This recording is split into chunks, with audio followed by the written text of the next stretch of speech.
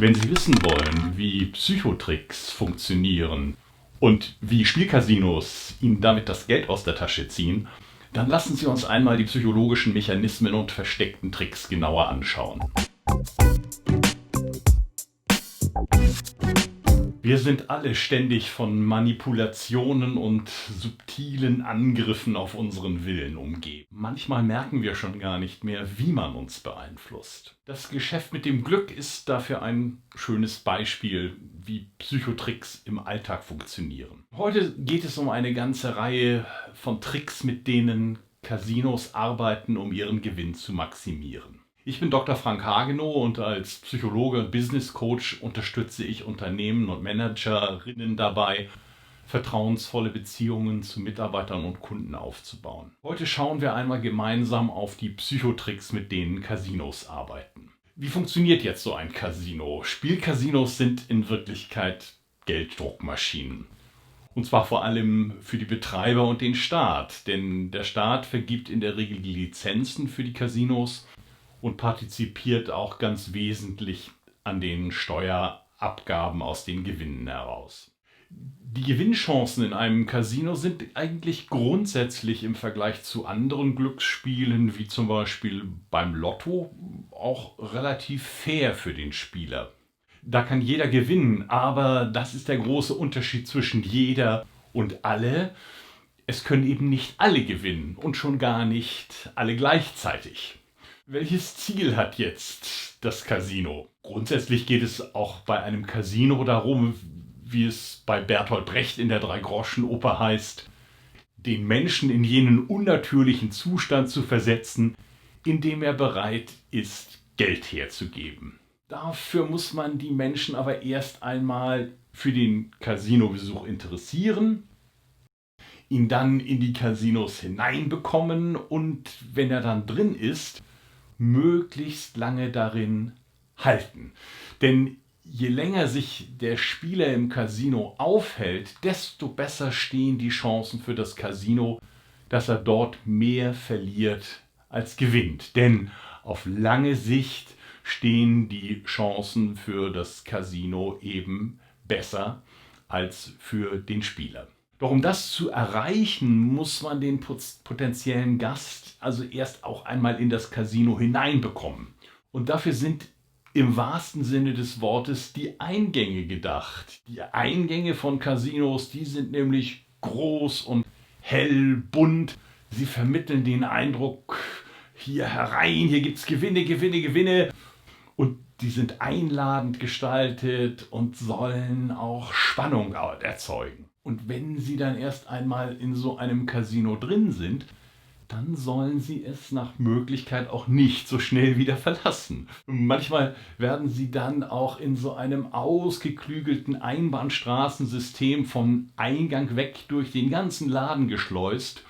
Und das ist fast so wie in schwedischen Möbelhäusern oder in Supermärkten, wo Sie vom Eingang auch nicht direkt zur Kasse gehen können, sondern erst einmal an den großartigen Artikeln vorbeigeführt werden.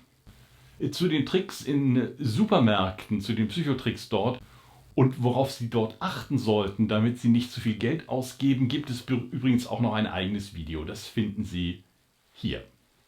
Und selbstverständlich können Sie auch gern meinen YouTube-Channel abonnieren, auf dem ich laufend viele Tipps und Infos rund um das Thema Führen ohne Psychotricks veröffentliche.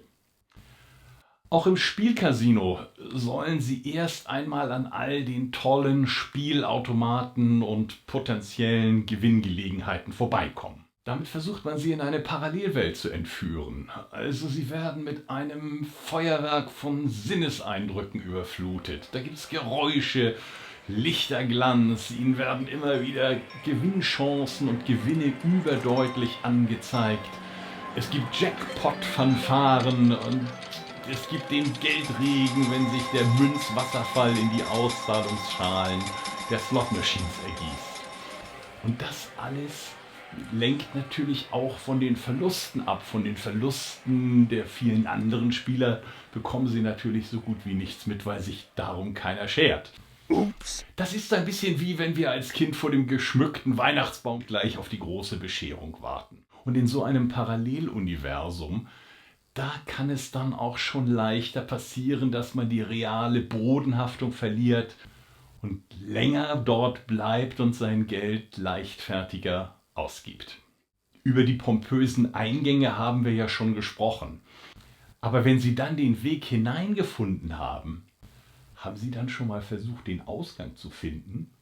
Das ist nämlich gar nicht so einfach, denn die Ausgänge, die sind eher versteckt, unspektakulär, schwer zu finden und meistens kommen Sie auf dem Weg dorthin auch noch an diversen Spieltischen und Automaten vorbei.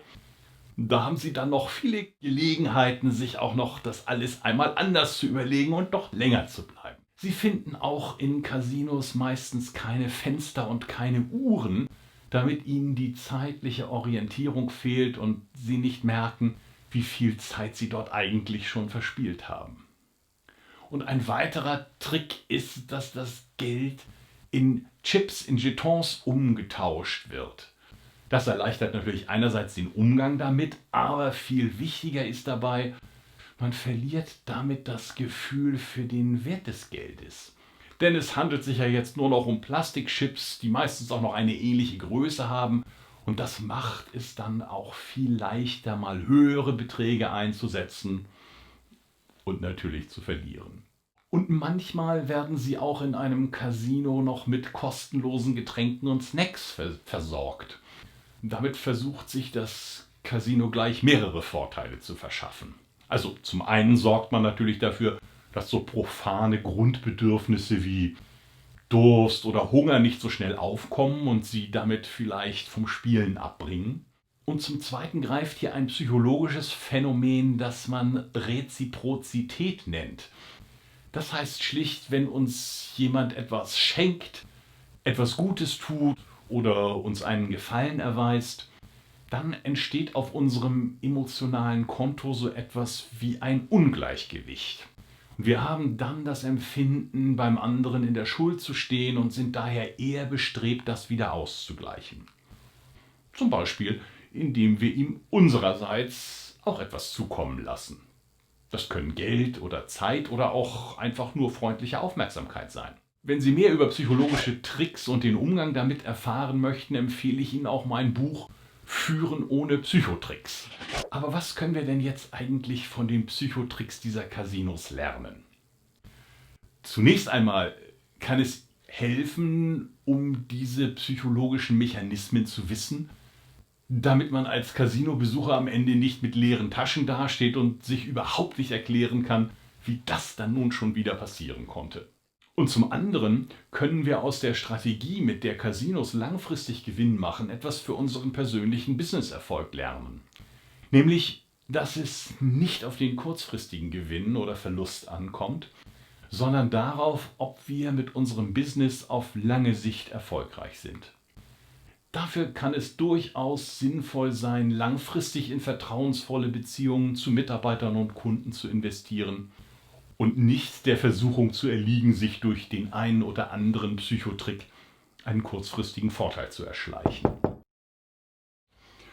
Guten Tag, Herr Dr. Hagenow. Bitte entschuldigen Sie die Störung, aber wir haben mitbekommen, dass Sie sich mit Psychotricks beschäftigen.